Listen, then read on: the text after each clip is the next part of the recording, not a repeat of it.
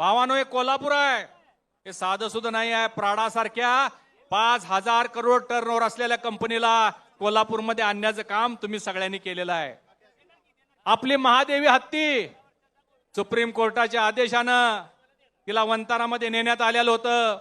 तुमच्या सगळ्यांच्या एकजुटीनं आज वंतारा नांदणीला येऊन तिच्यासाठी, आपल्या हत्तीनीसाठी, महादेवीसाठी एक रिहॅबिलिटेशन सेंटर, सुसज्ज सेंटर बनवण्याचं काम करतंय. हे आपल्या संघटितपणाचं लक्षण आहे.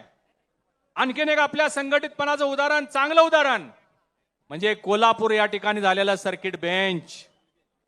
कोल्हापूरचा सर्किट बेंच हे खरं म्हणजे कोल्हापूरच्या विकासाचं एक महाद्वार आहे. आविष्कार इन्फ्रा तुम्हाला देत आहे विविध लोकेशन्सवर NA प्लॉट्स आणि प्राईम फ्लॅट्सचे प्रोजेक्ट.